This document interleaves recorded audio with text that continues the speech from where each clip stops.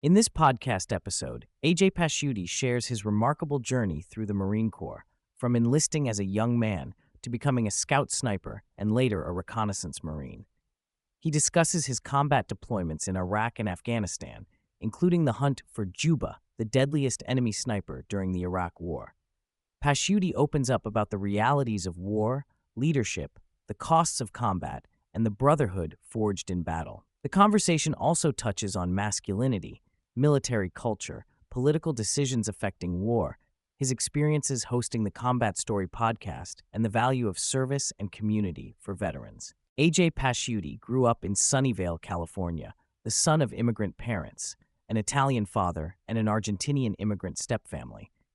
Despite having no military lineage or early exposure, he gravitated toward military service after 9/11, inspired in part by his high school Marine Reserve instructor. Joining the Marines at 17, he viewed 9/11 as a turning point, though many who joined at that time had different motivations. He describes his upbringing as modest and his initial struggles with self-efficacy.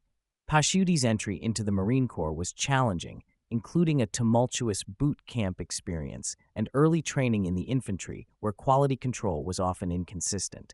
He eventually found his stride, excelling at infantry school and earning meritorious promotions despite hardships.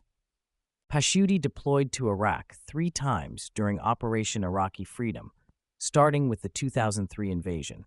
His earliest deployment was marked by intense combat in the deserts and cities of Iraq, including repeated patrols, dealing with sandstorms, and entering some of the bloodiest battles of the war. He explains the frustrations infantry faced when limited by rules of engagement that forced reactive postures rather than proactive combat operations. One of the most poignant moments he shares is firing on 2 men he believed were planting an IED, only to learn later they were digging a wall for their family. A stark example of the moral ambiguity and human cost of war. Throughout the episode, Pasciuti offers a nuanced view of masculinity, challenging common stereotypes of toughness as the sole or primary ideal. He sees real masculinity as embodying empathy, compassion, humility, and responsibility to make the next generation better. He credits key figures in his life for supporting him in vulnerabilities and guiding him through hardship. These values informed his leadership style and were integral to building the trust and cohesion essential to combat and beyond. Pasciuti also discusses the importance of social contracts in the military and society, especially the obligations of leaders who authorize war. The conversation covers the contentious issue of whether the United States may reinstitute a draft amid growing geopolitical tensions. Pasciuti expresses skepticism about a draft's likelihood and effectiveness. He is against conscript service, emphasizing the importance of volunteerism for unit cohesion and effectiveness. He sympathizes with talks on involving more Americans in service, such as civil or public service incentives, while also criticizing political leaders who avoid personal risk in wartime decisions. He highlights that wars should be fought only for just causes with clear objectives to respect the sacrifices of service members.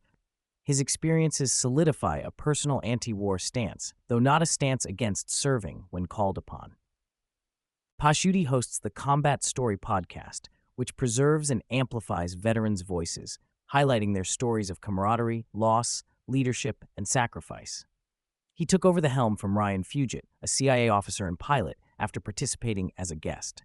Their work focuses on creating space for unfiltered, honest sharing among veterans to ensure that their sacrifices and experiences remain valued and remembered. Through the podcast, Pasciuti aims to bridge generational gaps, support mental health, and reinforce the warrior community's bonds. A central topic is the hunt for Juba, the infamous enemy sniper who killed over 100 American service members during the Iraq conflict. Pasciuti recounts piecing together intelligence through insurgent propaganda videos that Juba released online. These grisly clips provided insights into his tactics, location patterns, and operational methods. Pasciuti describes how their sniper platoon and recon teams studied every move, synthesizing available data to predict Juba's next strikes. The pursuit culminated in Pasciuti participating in a mission where they recovered Juba's lost sniper rifle from an insurgent's vehicle in a marketplace, a profound moment of battlefield justice and emotional closure for Pasciuti and his unit.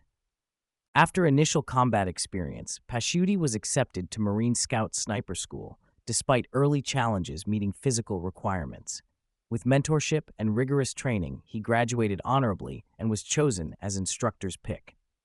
Sniper School elevated his tactical and technical mastery, emphasizing mission planning, patience, stealth, marksmanship, and operating with the utmost precision under pressure. The sniper ethos of patiently suffer and silently suffer deeply influenced his approach to combat and life.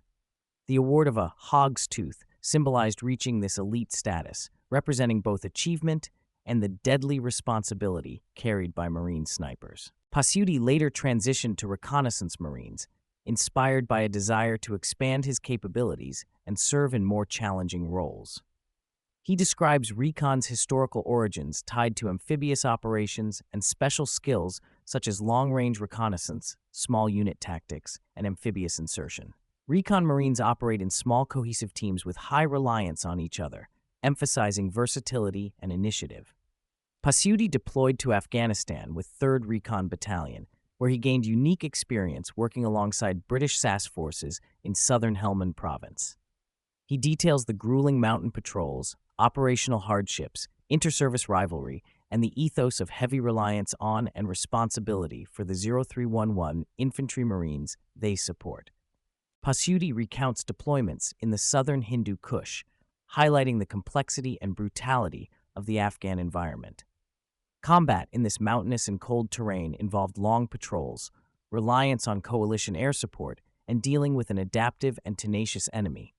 He describes the devastating loss of close friends in combat, including Matt Ingram, a fellow team leader and occasional rival. The intensity of combat, the moral weight of leadership, and the bonds of brotherhood found in those hard moments left a profound impact on Pasciuti. He reflects on the rituals of honoring the fallen and how letters from an anonymous young girl back home gave him renewed purpose amidst grief.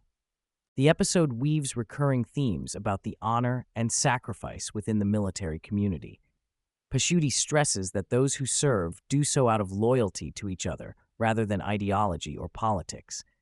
The close-knit bonds formed through shared sacrifice are central to military identity and survival.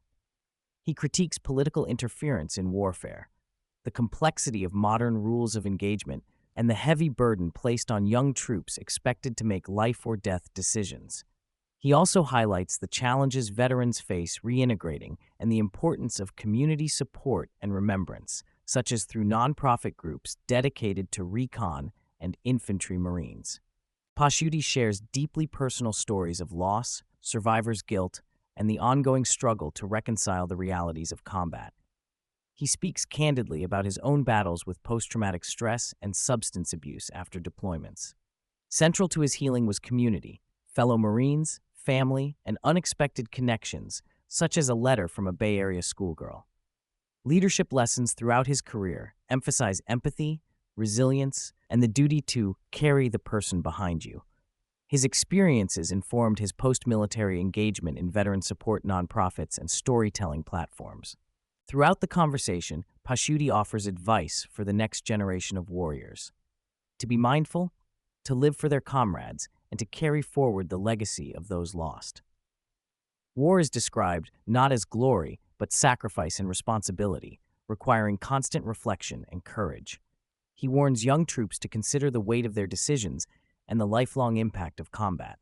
He also contends with the evolving nature of warfare, emphasizing adaptability and the need for clear, just objectives from policymakers. Above all, he encourages a culture of vulnerable strength, continual learning, and service beyond the battlefield.